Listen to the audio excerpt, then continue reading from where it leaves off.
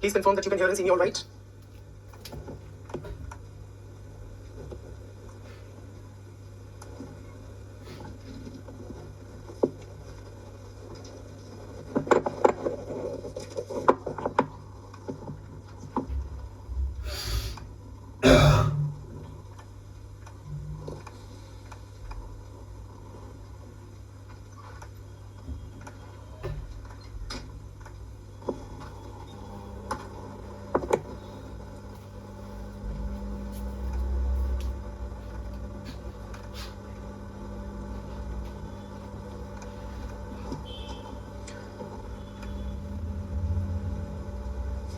So, a quick recap of the rather long lecture that we had in the last interaction. We had discussed at some length on the issue of homosexuality and LGBT rights.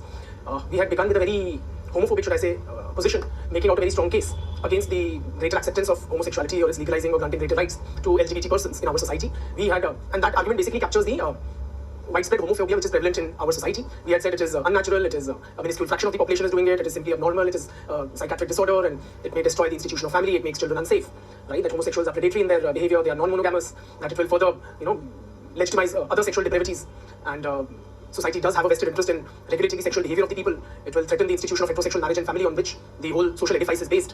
What else? That it will open up a further kind of such demands, right? What else? That it is un-Indian, right? It is against our culture. It is against the teachings of every known religion, right? So that is how we had condemned homosexuality. After which we had taken a more incisive look at the issue through the lens of particularly the queer theory and what the LGBT rights activists have to say on the issue. So queer theorists have highlighted that human sexuality is a social construct. It is neither fixed nor unchanging. It is rather quite fluid. It is dynamic, right? And it cannot be simply barricaded in these narrow confines, definitional confines of straight and not straight.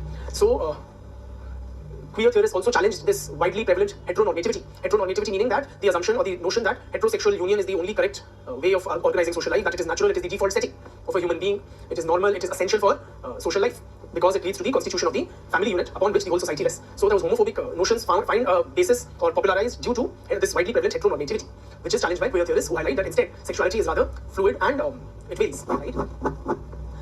We had then also highlighted, using various surveys and reports, that homosexuality is not as rare as it is made out to be, that anywhere from 3-4% to 10% of a population have these alternative sexual tendencies, which is way of much greater than what the official Indian figures indicate, at less than 0.2%. We had discussed that Section 377 may have been invoked very few times, but it is institutionalized homophobia, and it was introduced. This homophobia in institutionalized form is what is alien to Indian culture, not homosexuality.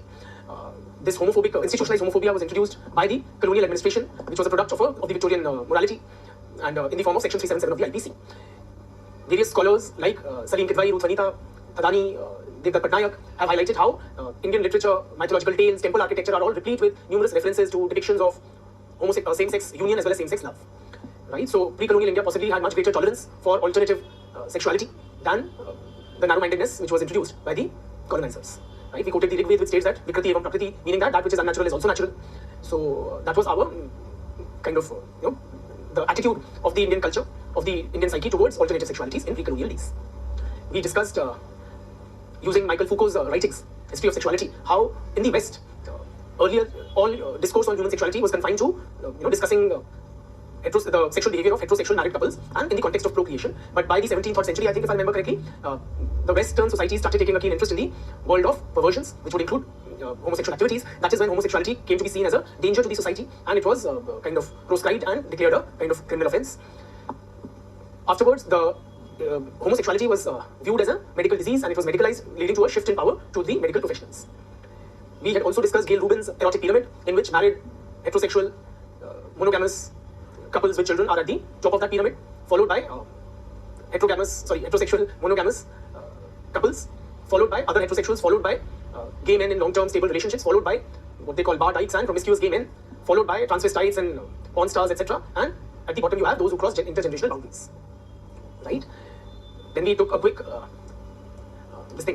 peek into the Indian LGBT rights movement. The movement bloomed in the wake of the liberalization of the Indian economy in the 1990s. But the earliest stirrings could be traced back to the early decades of the 20th century. We talked about 1920s with Gopal Bandhu Das.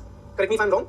Gopal Bandhu Das, right? That Oriya poet who wrote poems written in prison. Then there was that Ugra fellow, Pandey Bechan Sharma Ugra, who wrote very tantalizing homoerotic literature and sparking of a public debate. Mahatma Gandhi chipped in criticizing homosexuality in young India, blaming it on social degeneration and lack of religious education in schools. Yes, Palat also, that Bejan guy had written. Then we discussed various Urdu literature on the issue of homosexuality. Scholars like Ismat Chugtai, Firaq Gorakhpuri. Then 1970s we discussed The World of Homosexuals, authored by Shakuntala Devi, in which the first demand for the abolition of for the decriminalization of homosexuality was also made. Then various gay magazines and newsletters, etc., particularly by members of the diaspora with an LGBT orientation, and finally then we land at the doors of the movement of liberalization.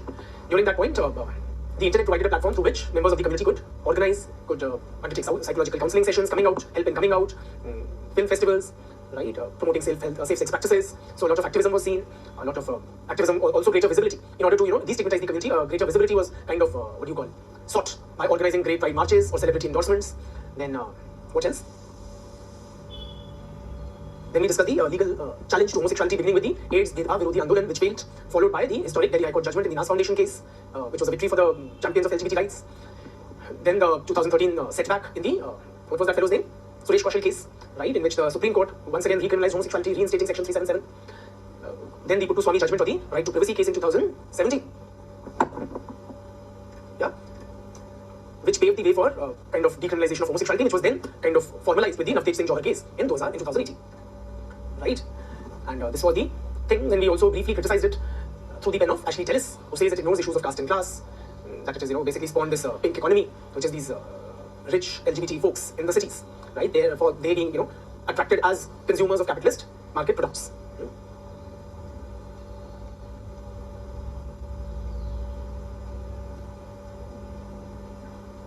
How do we conclude the question? A question on homosexuality, your answer must tilt, if not be throughout, in favor of granting gay rights to what are deemed to be, marginalized sexual identities like the LGBT. Okay, so your answer must be pro rather than against gay rights. The whole argument that we began with against gay rights, that was basically, to bring out our inherent homophobia, right? Or so that unabashedly you could all, criticize homosexuality and homosexuals without any pretense of liberalism. My personal views on homosexuality, you would like to know, so I love homosexuals. I have no qualms. In fact, friends, there's another theory, what's called the labeling theory, just to share another dimension. This labeling theory is widely applicable to various situations and particularly study of deviances. So, labeling theory, it can be also applied to homosexual conduct. What it suggests? That there are two types of deviance. One is what is called primary deviance, and the second is, any guesses? Intelligent guess? Very good, secondary deviance, right? So, primary deviance, meaning the first one-off deviant act, is actually very common. It's not just a few people who engage in primary deviance. Possibly a very large number of people in any society engage in primary deviance, meaning the first one-off deviant act. What is of greater consequence is secondary deviance. How now, from primary deviance, some members of the society end up doing secondary deviance. And why they do it? Because of labeling by the society. So it is actually the society or the societal reaction which is responsible for producing much of secondary deviance. Let us take an example, okay? So those say, thievery, okay, stealing. How many of us have ever committed a theft? Please raise your hands. Say yes, if you have ever committed a theft. You may have stolen an eraser from your friend, or a pen which was, left behind by a teacher. It could be money from under your mother's pillow, or something, shoplifting, maybe a chocolate or a toffee from the neighborhood grocer. This thing is filled with yeses. It seems each and every one of us has committed theft, whatever be the magnitude. This is what primary deviance, the one-off act of thievery, that it seems almost all of us have engaged in. So are we thieves? Does that mean we are thieves? In fact, we will react rather violently, vehemently denying any accusations that we are a thief. How dare you? I'm a respectable teacher. You are a respectable civil servant, possibly an IS officer, right? Or a well-respected engineer or doctor or whoever you are. We are not thieves. So what happens is now many people in the society, very large number, are committing theft. What happens is some of them get caught. And then depending on the situation, how it evolves, some of them get branded as thieves. They get branded or labeled as thieves. Now this labeling is done by the society. Once a person is labeled, it has very important social consequences for the individual who is so labeled. Those who are labeled as deviants, as thieves, homosexuals, etc. by the society, then what happens? It leads to several steps leading to production of secondary deviance. Once a person is labeled as a thief, then say he's put behind bars. Now that will spoil his whole resume.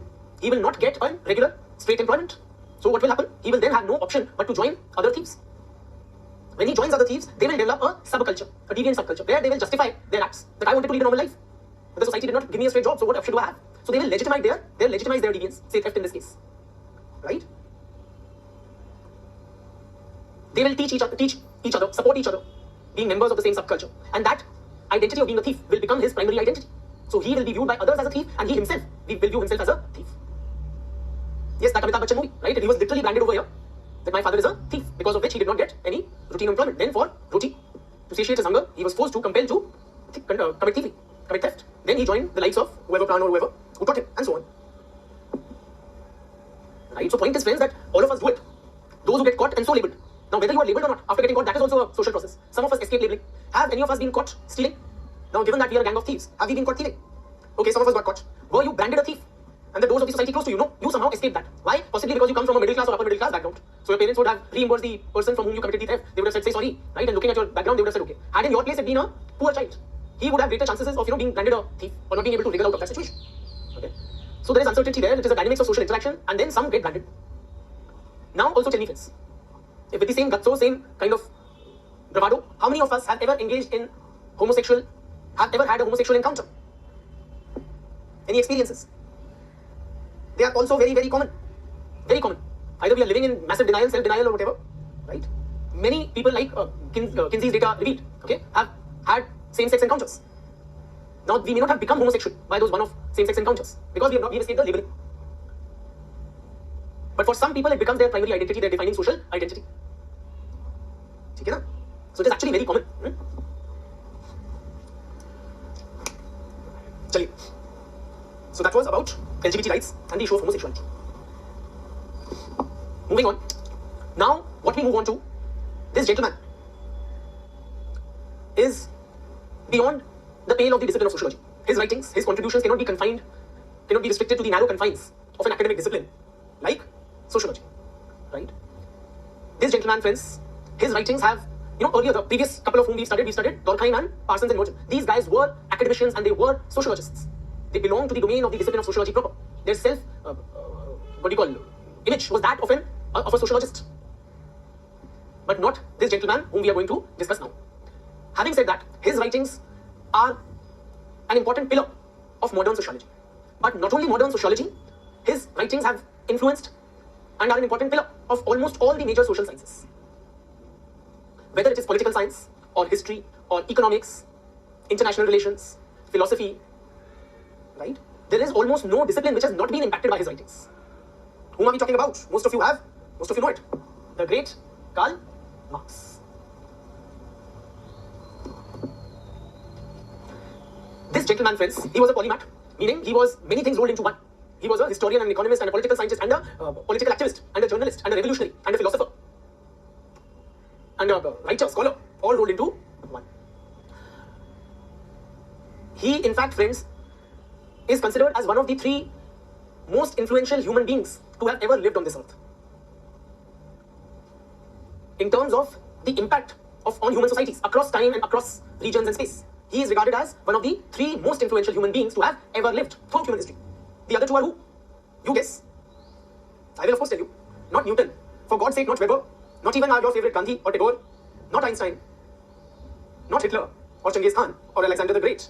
Not Plato or Tesla or Akbar. It is Jesus Christ and Prophet Muhammad, the founders of the 2 great world religions, Christianity and Islam. So in terms of how they have impacted human societies, Marx ranks up there alongside Christ and Prophet Muhammad. So let us try to appreciate how or what his writings were. Okay? Let's begin with a brief life sketch. Not Gautam Buddha. His Buddhism's impact has been much limited. In fact, Buddhism has been all but decimated from the country of its origin, which is India. India and Nepal region. So in terms of impact on human societies, Buddhism has been much more limited. Chaliye, Modi's contribution to human history is yet to be written. Okay, so the verdict is still out on that. Anyways, now coming to Karl Marx, this was his time period. Out and out, 19th century guy. So he was born in 1818 in what we today call Germany. Okay, and at the time of his birth, he was a citizen of Prussia, whatever it is pronounced. Okay, that was the name of the country at that time, what we today call modern Germany. His family, interesting background. So he belonged to a family who were Jewish, who had converted to Christianity. And what do you call? Any guesses about his, if you have any inkling about his writings, can you guess what would be the economic fortunes of his family? Were they like rich or poor, or where would they? Any guesses? All of you, most of you are suggesting that he belonged to a poor family. He came from a decidedly upper middle class background. His father was a fairly wealthy lawyer who had a good income through his legal practice. They even owned several vineyards. Yeah. So wasn't really poor. Though his economic situation did become relatively worse off after the death of his father because the income from his law practice that stopped with the death. In college, now he was a student of law, right? So he wanted to study philosophy, but his father pushed him into studying law because that was more lucrative. So these mundane concerns affect the life of the greats as much as they affect our lives. Like in our Indian society, most students are taught to take engineering because it has better prospects, whether you like it or not. Likewise, Karl Marx was told that you must study law. So he did take up law, but his heart was still drawn towards philosophy, right? So he did on the side kind of study philosophy and took participate in philosophical debates, etc. Interestingly, in his those college years, he was also a co-president of the drinking society of the college, right? And once he got into a drunken brawl, and was found in a drunk and laughing state along with his friends in the local church, which caused somewhat of a scandal, right? Then, so he had a very long. He met this young girl. Actually, he knew her from childhood, since childhood. Then he got attracted to her. He proposed to her. He got engaged to her. And after a 6-year-long engagement, they finally got married. And he was around 25, 26 when they got married. His marriage was also somewhat controversial in the family circles because his wife, okay, or the girlfriend whom he knew since childhood, she broke off another engagement with another fellow to settle with Karl Marx, and they finally eventually did, and they bore several children together. So that was about his personal family life. Then what else? In terms of his career, so he wanted to take up a career in academics, teaching, but then the college atmosphere was not conducive. He found it to it would be too restrictive and it will not let him express himself. Therefore, he instead took up journalism. So he wrote for some years in Germany, then moved to France, then did not like it in France, then moved to Belgium. Okay, and all this was within 2-3 years. He would keep moving. Finally, by 1850, he landed in London. Okay, and that is where he spent the rest of his life. He did not make much money personally. Okay, though he came from a reasonably well-off family background, personally did not make money. In fact, his wife or mother famously once said that it would have been better, like one of his books is named Das Capital, or The Capital, that had he made capital rather than writing about it. Okay, and for very long periods of his life, while he was in deep contemplation and writing and philosophizing, financially he was supported by a very close friend whom he made friendship with, during his early years, college, those kind of years, just about the time after he got married. So, who was Friedrich Engels? And it is Engels' father owned factories, right? And these guys used to criticize factory owners, as we will discover. And it is from that money that Marx's own life was kind of financed during episodes. Okay? So this is about the great Karl Marx, and of course, again with the caveat that the personal life is not asked or pertinent from the UPSC point of view, just to give you a flavor of the guy. In the UPSC exam, we have 4 topics mentioned alongside Karl Marx. Namely, please write and don't make me do that thing. Historical materialism. Historical materialism. Mode of production. Second is mode of production. Third, alienation. Alienation. And fourth, class struggle. Class struggle. Okay, these are the 4 topics mentioned under Karl Marx in our UPSC syllabus. So we will be studying all 4 of them. But please remember an important aspect of Marxist writings. Marxist writings are highly interconnected. Okay, so when we are talking about mode of production, it is connected to the concept of historical materialism. It is also linked with alienation, class struggle. They're all interlinked with each other. For the sake of exam, we will try to compartmentalize, but your understanding will have to be somewhat holistic. Okay? Chaliye. So let us begin with trying to make sense of historical materialism.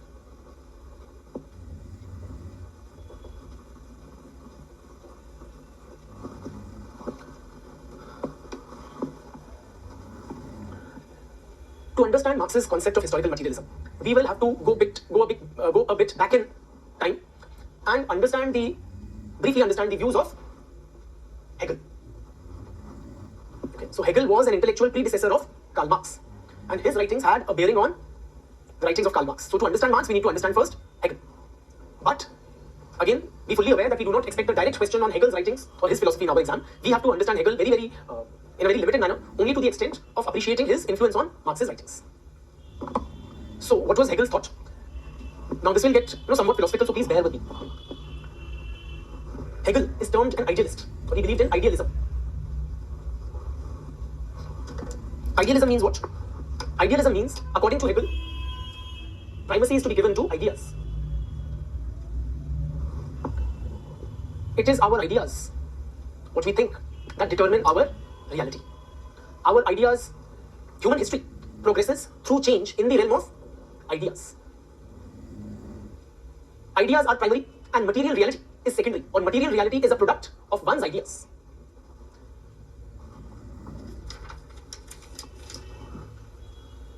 If you permit me just a wee bit of Hindi, पहले किसी भी चीज के बारे में विचार या सोच आती है और फिर वह विचार वास्तविकता में तब्दील होता है. In other words, first and foremost, it is a thought or an idea which makes appearance. Only subsequently that idea manifests itself into a material reality. So whatever we see around us, it is a product of the human mind.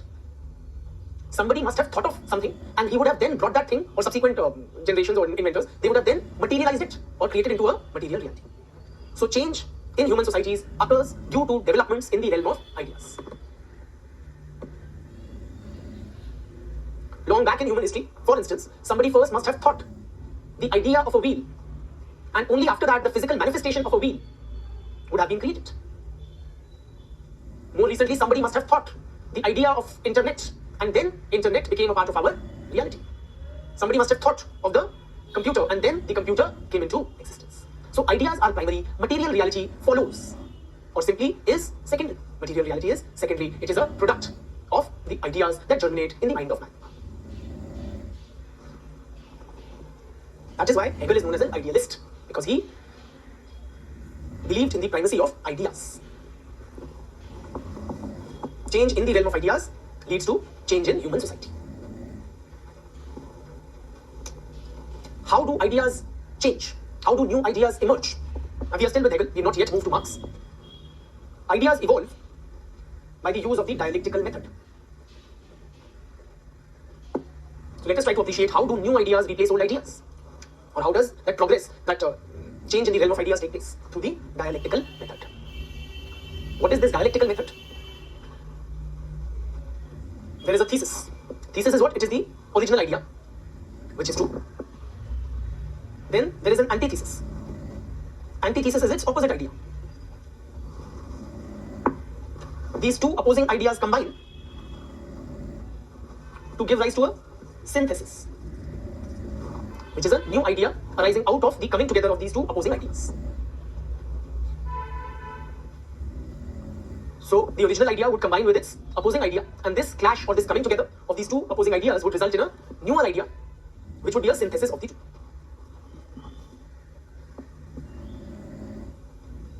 Example. For example, Plato's writings use the dialectical form. Okay, the ancient Greek philosopher, and he suggests that his teacher Socrates, he used to teach using the dialectical method. So imagine Socrates in a class, and we will see how new ideas evolve. So, say a student asks Socrates, what is the nature of marriage? So Socrates responds, marriage is a great institution that contributes to human happiness. It is a coming together of two beautiful souls. It fulfills the individual, and so on and so forth. So he is all singing praise regarding the institution of marriage. That is the original idea of the thesis. Socrates was an ancient Greek philosopher who was the teacher of Plato. Okay. But then another student would get up and he would propose a counter idea. He would suggest that no, sir, marriage is destructive. It is the hotbed of conflict. There is continuous quarrel between the couple, and so on and so forth. There is betrayal, there is ego clash, there is this and that. So he is very critical of the institution of marriage. This is the antithesis. Is the thesis true? What Socrates said, is it true? Yes, there is truth in it. What the antithesis suggested, is that true? Yes, there is truth in that too. So a third student may combine these opposing ideas to create a higher level idea. He may say, शादी वो लड्डू है जो खाए वो भी बचता है, जो ना खाए वो भी बचता है. Right? Or in English, marriage is a bittersweet kind of an experience. One can't live in it and one can't do without it. Okay? So this is how opposing ideas would come together for us to arrive at a higher level idea. Please appreciate you would be using this approach throughout your UPSC preparation actually. In all your answers, what do? Do you entirely support or oppose a particular phenomenon under discussion? No, you would say these are the pros, these are the cons. So on balance, in conclusion, we can conclude blah blah. You are trying to synthesize these opposing ideas. Right? So this is what happens then, and this process is kind of a continuous process throughout human history. Now this synthesis becomes a new thesis. So say this was thesis 1, then this is 2. This combines with its own antithesis to give rise to a new synthesis. Then this becomes the thesis, it combines with its own antithesis, and so on. And this is how progress takes place in the realm of ideas. New ideas keep on getting generated, questioned and challenged by their antithesis, and this is how progress takes place in the realm of ideas. And as ideas progress, as ideas develop, so do changes take place or are reflected in the material realm or in the society. This is his theory of, so his theory is therefore known as dialectical idealism. dialectical idealism, because he believes that dialectical method applies in the realm of ideas. This clash of opposites take place in the realm of ideas, leading to a new idea, and this process continues. And this is what explains human history. So it is known as dialectical idealism. What's his name? Hegel, or this the dialectical method is characterized by 3 laws. There are 3 laws of dialectics as follows.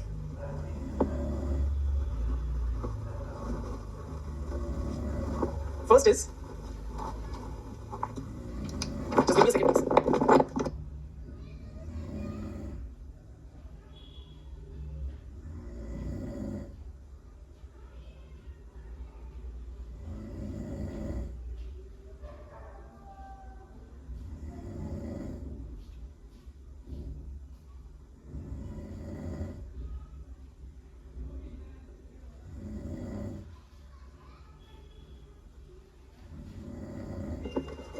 So, what do you call? Am I back? Are you with me? Yes. So, following are the laws of dialectics. First is the law of unity and conflict of opposites. The law of unity and conflict of opposites. See, when we say the thesis combines with its antithesis to give rise to a synthesis. What do we mean by law of unity and conflict of opposites? Is there conflict between these two opposites? Definitionally, there is conflict. The antithesis is that which conflicts with the thesis. It is the very opposite of the thesis. So, definitionally, there is a conflict between the two ideas here, or the idea and its antithesis. Yet, the two combine in order to produce a higher level idea.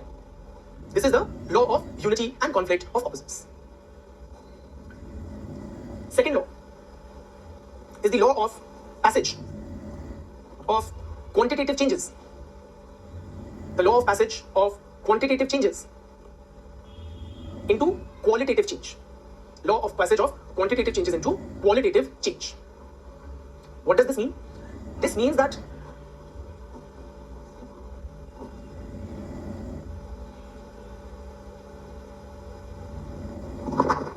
are we all right? Yes, right. So this law of the passage from quantitative changes into qualitative change means what? That small incremental changes or quantitative changes add up or cumulatively together produce a vastly different final result or lead to a qualitative change. For example, Hegel, this very popular example is that of heating water. When we start heating water, say you put up a vessel on the gas stove and you put wet water in it and you light the gas stove. So you begin applying heat to water. What happens to the water as heat is applied to it? Initially, there takes place what can be considered as quantitative change. The quantity of heat in the water begins to rise, right? So this water keeps on becoming more and more, it keeps on becoming hotter. However, there comes a particular point of time when that water, because of all the accumulated heat, suddenly would transform into steam. So those gradual, that effect of gradual increase in the quantity of heat led to a vastly different end result, changing the form of water from liquid to gaseous. This is what we term as the law of passage from quantitative changes into qualitative change. Small incremental changes in quantity end up producing a product of a very different quality altogether. Right? The third is the law of negation of negation. The law of negation of negation. What this means? Let us take any number. 3. What is the negation of 3? -3. Very intelligent, beta. Thank you. Thank you, guys. What is the negation of 3? Some of you actually have the audacity to say 6, but it is 3. So point is, friends, negation of negation means or brings us to an end result which is either similar or same as the condition we began with. Right? Or there's this another example if you would want. That, what do you call? An enemy's enemy is who? A friend, right? So my enemy is my negation and his enemy is negation of negation. So he is on the same side as I am. Okay? So this is how, through dialectics, changes take place in the realm of ideas. And as ideas evolve, those changes are also reflected in the social reality. Okay? Now, this is all Hegel that we have discussed. Now let us come down to the issue at hand, which is Karl Marx. Marx belonged in his youth, to a group of students who were known as young Hegelians. Young Hegelians. So they were inspired by Hegel's writings, profoundly influenced by them, but then they did not blindly follow in the footsteps of Hegel. Instead, what they did? Why we have discussed Hegel? Because his writings have influenced the writings of Karl Marx. So to understand Marx's theory of historical materialism, we needed this background peek into Hegel. Okay. So young Hegelians were also somewhat quite critical. Not just somewhat, they were quite critical of Hegelian philosophy. Now, in fact, it is famously said that young Hegelians, and most particularly Marx, turned Hegel upside down.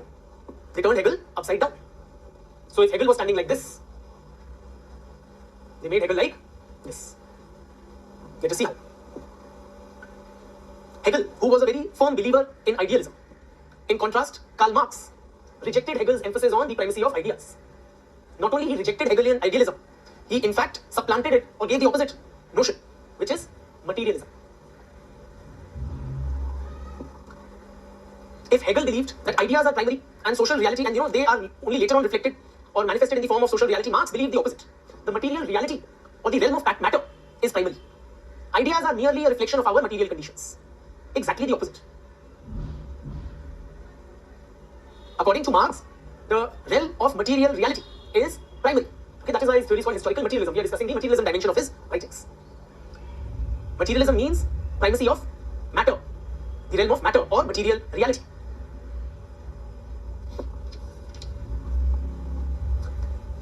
Though Marx and other young Hegelians rejected Hegel's idealism, they did not reject Hegel altogether. In fact, they retained his dialectical approach. They retained his dialectical method. So if Hegel's writings are called dialectical idealism, their writings are called dialectical materialism. But they considered that the method of dialectics applied in the realm of matter or material reality. If according to Hegel, ideas shape our reality, according to Marx, ideas are shaped by our reality. So the way we think, what we think, is all a product of our material conditions. We cannot think beyond or outside of our material reality. Give me a second, please.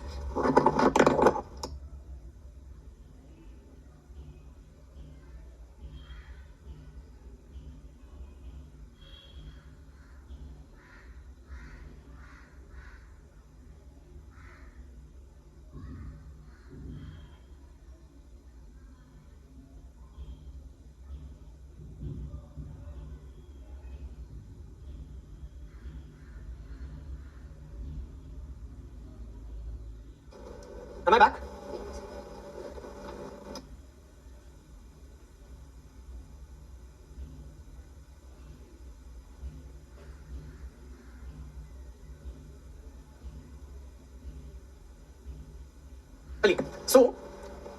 So Marx rejects Hegel's idealism and instead emphasizes materialism, that the realm of matter is primary and our thoughts, our ideas are only a product of our material reality.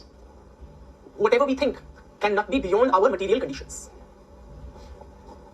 Please appreciate, friends, for instance, what he's suggesting, that our thinking is limited or shaped by our material conditions. For instance, now in the social world in which I live, there are things like, the mobile phone, the internet, mobile technology, and all these technologies that we are using. They are a part of the reality of the society to which I belong. So my very, say 2 to 3 years old daughter, she can think of those things, of toys, games, playthings, on the mobile, etc. Imagine a similar aged child in a tribal society in the dense jungles, cut off from the rest of the world, or what we call civilization, deep inside Africa. Can she even think of these things? No. For her, her toys, her games would be shaped by her material world. It would be made of sticks and bones and tree leaves and branches, etc. So we can only think to the extent what is permitted by our material conditions.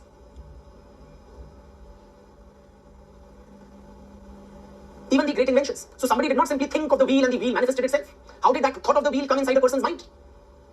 Marx would argue somebody saw a round object, maybe, going downhill, and then the thought of the wheel came in his mind. So our thoughts are also shaped by our material reality. So these two guys are diametrically opposite. That is why it is said that Marx put Hegel on his head. However, retaining the method of dialecticism and applying it in the realm of matter. Now, why is the material reality or the realm of matter, which of the two is correct, friends? Marx bhai or Hegel bhai?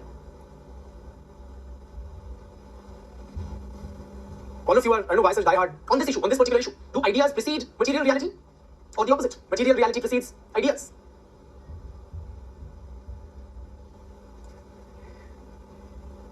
Marx gave a very simple yet powerful argument to substantiate his case. Why is the material reality primary?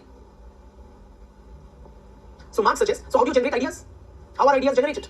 Let's take it to the basics. By thinking, right? But in order to think, what is a prerequisite? You're suggesting so many things, but none of you is saying the most basic fundamental thing. You're saying knowledge is required, or curiosity, or this or that. No. Marx says or makes a very, very fundamental and evidently true statement. In order to think, man must live. जियोगे तभी तो सोचोगे. In order to think, man must live. In order to live, man must what? Very good. Man must eat. Now you've understood the essentialism in Marx's argument. In order to think, man must live. In order to live, man must eat. In order to eat, what is required? Man must produce. सोचने के लिए जीना पड़ेगा, जीने के लिए खाना पड़ेगा, खाने के लिए उगाना पड़ेगा. I repeat, in order to think, man must live. In order to live, man must eat. In order to eat, man must produce. So the production of the essentials of life, like food and clothing and shelter, is the first historical act, according to who? Karl Marx. The most essential thing that is required for human survival, thought comes only much later, for the very sheer human survival, is the production of the necessities of life. So it is this realm of production of the necessities of life that is the driving force of human history. It is how we produce. Can you give me one word for the system of production? This is a simpler term for the system of production. What is it called in society? The economy. Right? So it is how we produce. Or in other words, how production activity is undertaken, how the economy is structured, which shapes the rest of the society. So economy is the base of social life. The system of production or the economy constitutes the base of social life. Various other aspects of social life, whether it is family or religion or politics, they would change with changes in which sphere of human activity? With changes in the economy. That is why Marx in his writings gives primacy to the economy or the system of production. Our ideas, all these things, whether it is family or religion, religious ideas or philosophy, political ideologies, all are greatly shaped by the economy. Economy is the mainstay of social life, and as changes take place in the economy, they are then reflected in the other areas of social life. So social changes take place first and foremost in the realm of matter or material reality. That is why we call him a materialist. So that is his materialism, and he combines or retains Hegelian method of dialectic. But this thesis, antithesis, are these ideas? No. These are some aspects of the material reality, some aspects of the production system. And there is clash and conflict between them, which produces a higher level material reality. What that is, we will discuss as we proceed. But he is talking about tensions and conflicts and coming together of opposing forces in the realm of production or material reality, and how that leads to the changes in society. So and now what Marx does is, he applies this framework of historical materialism to understand the changes that have taken place in society throughout its history. So how human societies have evolved from one type to another, with changes in which aspect or which part of the society? In the economy, or in the realm of matter, or in the material realm. So it is known as historical materialism. He gives a theory of history or a historical analysis. That is why it is called historical materialism. As changes take place with coming together of opposing forces in the economy or in the production system or in the material realm, human society changes from one type to another to the next, and that is how progress takes place, or that is how history unfolds. That is the driving force of human history. According to who? Karl Marx.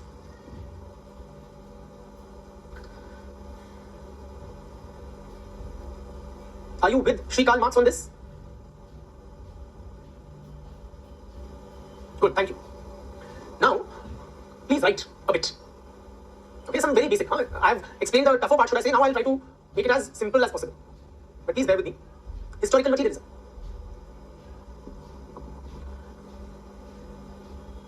Marxist framework is historical. First, let us try to explain H, the historical part, then materialism. Marxist framework is historical because Marx has traced the evolution of human societies the evolution of human societies from one historical stage to another.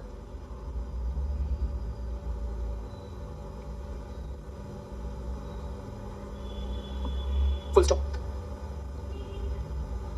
His theory is considered materialistic.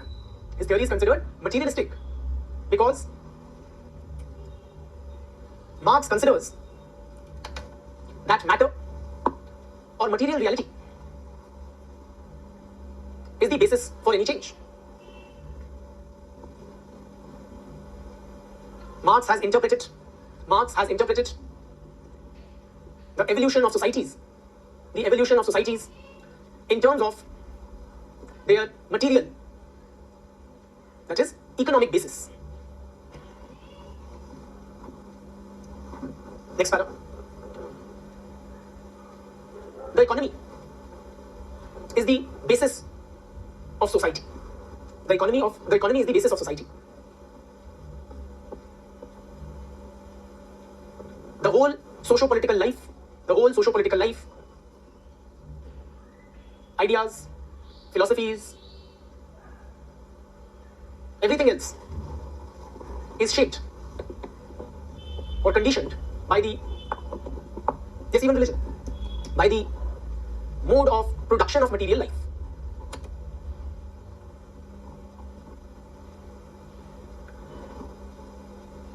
Full stop. Developments in the economy for development of productive forces lead to changes in society.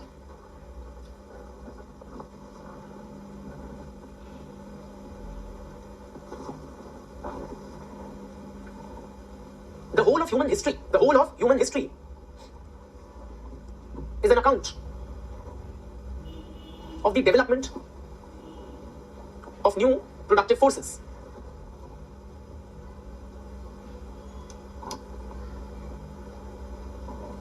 According to historical materialism,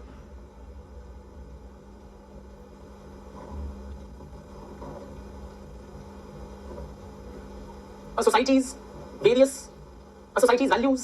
values or its social institutions are determined by the production system. Instead of ideas. Please write down a sentence. It is not the consciousness of man. I'm quoting Karl Marx here. It is not the consciousness of man that determines his being, but his social being, which determines his consciousness. Quotes close. Attributable to who? Karl Marx. What is he saying here? Just read the sentence. It is not the consciousness of man which determines his being. Meaning, our thoughts do not create our material reality or our conditions of life. It is his social being which determines his consciousness. Meaning, it is our material reality, what Marx calls social being. It is our material reality that would shape our thoughts, our ideas. I repeat, it is not the consciousness of man which determines his being, but his social being which determines his consciousness. In other words, reality is not determined by human consciousness or ideas.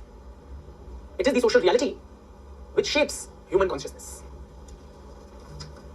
If you get a question with this sentence, it is not the consciousness of man, blah, blah. Okay, and it says elaborate. So you have to elaborate basically Marx's theory of historical materialism and how it contrasts with idealism, which is Hegel's idea.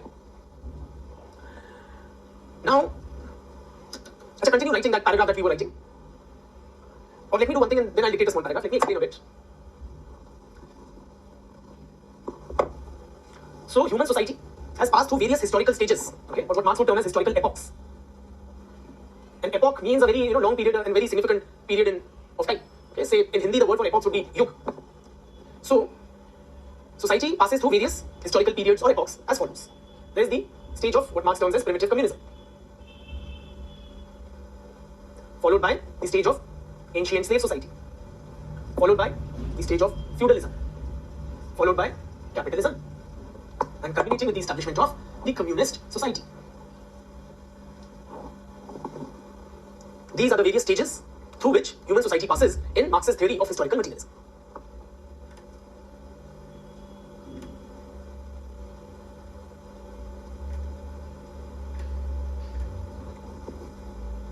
So how does society change from one type to another? It is due to changes in what? Changes in the production system or economy. Particularly, it is due to technological advancement, friends. As production technology improves, so does the economy, and along with the economy, the whole of society undergoes a transformation.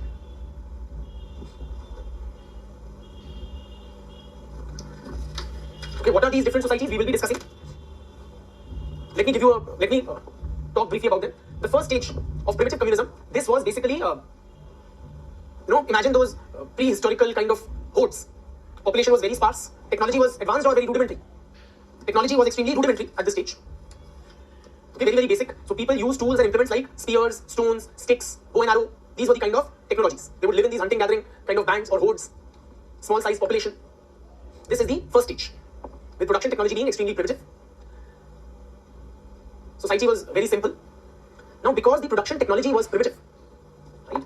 Since the production technology was very, very primitive, it had a very important social consequence. Consequence was that in such a society, all were equal. All were equal. And in a society where everybody is equal, we call it an egalitarian society. Primitive communism was characterized by egalitarianism.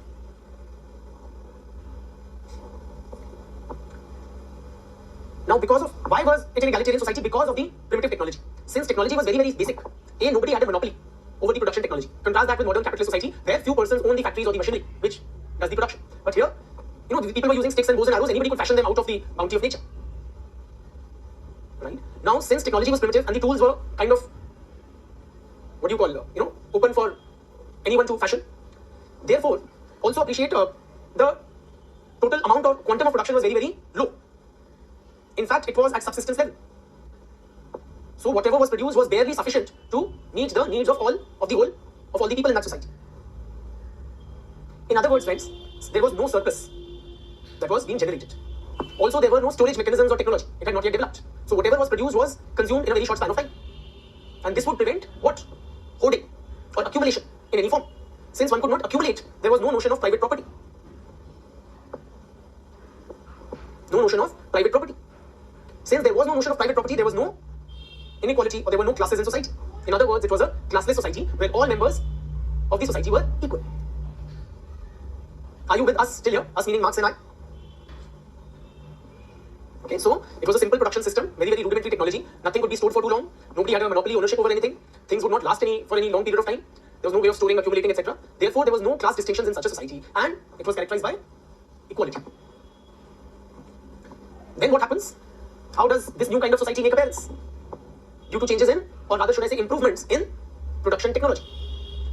So man is continuously trying to master over nature. He's continuously striving to improve production and the production technology. So with technological advancement, what kind of technological advancements? For example, domestication of animals. Okay, so now you have livestock being raised. You see agriculture. Very importantly, there was this what is termed as Neolithic revolution. Meaning, man now kind of figured out that if you sow things, then you can reap a crop. And so rather than just, through hunting and gathering berries, etc., wild fruits and berries and, hunting game, now people were able to practice agriculture. Eventually that agriculture would become large scale, leading to, we would see something like a plantations based economy. Handicrafts skills were also developed. And thereby emerged what? Which society? The ancient slave society. This was the first class society. So now has begun what? The exploitation of man by fellow man.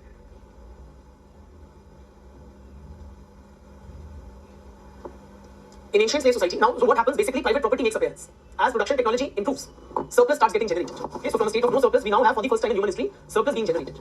If surplus is generated, meaning after, everybody's needs are met, now there is still some quantum left. Now, who owns it? That question arises. So some segments would be able to lay control or claim ownership of that produce, or in other words, the notion of private property arises. So the society now gets divided into two opposing classes. Namely, so all three subsequent stages, these are class societies. In other words, in all these societies, there is a fundamental division in society between two primary or main classes, whom Marx would term as haves and have-nots. Roughly, those who own the productive forces, they are the haves, and those who do not own the production technologies, they are the have-nots. In the ancient slave society, the two main classes were, who were the haves? The masters. And the have-nots were the class of slaves. It is also at this period in human history that we see for the first time the coming up of what is called a leisure class.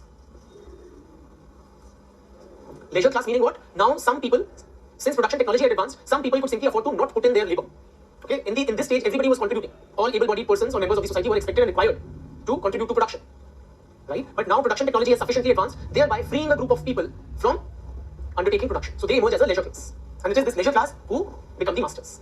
So others would produce sufficient to fill the tummies of all, therefore these guys do not have to put in their own labor.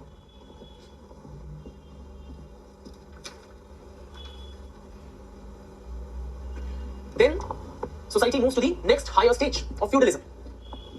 Due to improvements in what? Absolutely, in the production system or in the technology.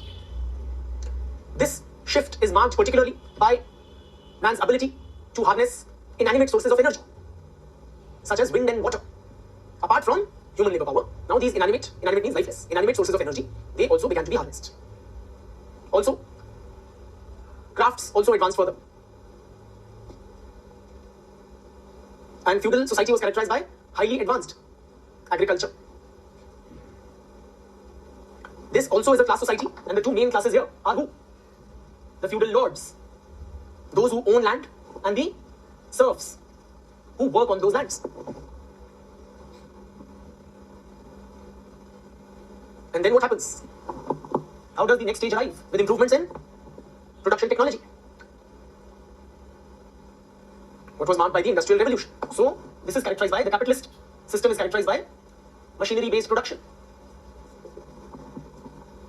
So, large-scale use of machinery in the process of production, with all its features that we have possibly touched upon. You know, mass production and standardized goods, kind of a very much higher production efficiency and so on and so forth. In this historical stage, there are again two main classes, namely who? Who are the haves? The factory owners, while the have-nots are the factory workers. When Marx was writing in 19th century in Europe, he was a member of which society? He spent much of his life in 19th century England. It was which society? It was capitalist society. So, right, and so communist society is the future social order that will replace capitalism. Right? Now this society, the word here is communist. What do you mean by communist? The root word or the origin word is community.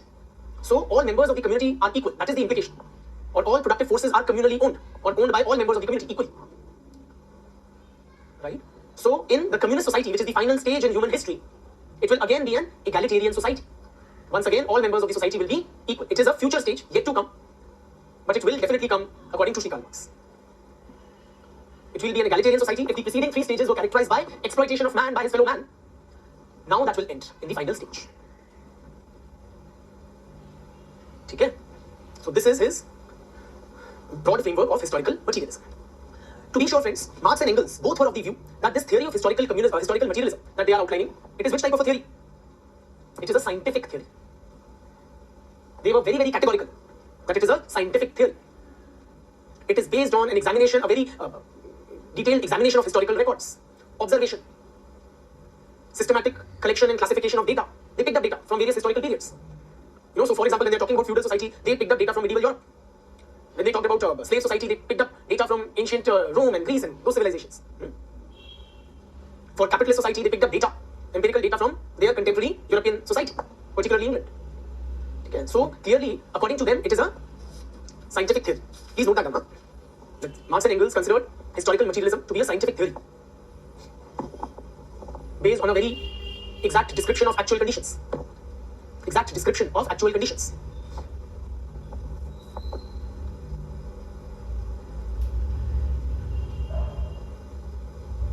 Please make a brief note on the dialectical aspect. In Marxist theory, dialectical method is borrowed from who? Tell me quickly. From Hegel. Is borrowed from Hegel. But applied in the realm of material reality. Applied in the realm of material reality.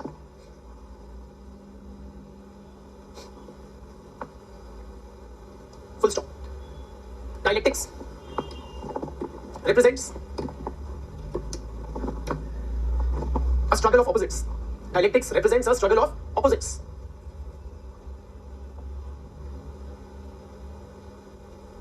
in Marxist writings,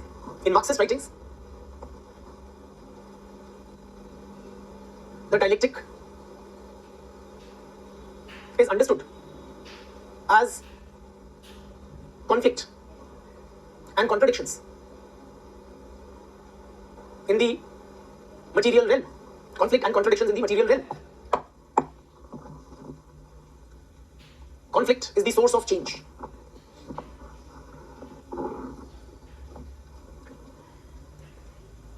Conflict between opposing or incompatible forces. I repeat, conflict is the source of change. Full stop. Conflict or contradictions between incompatible forces leads to a final collision. And the development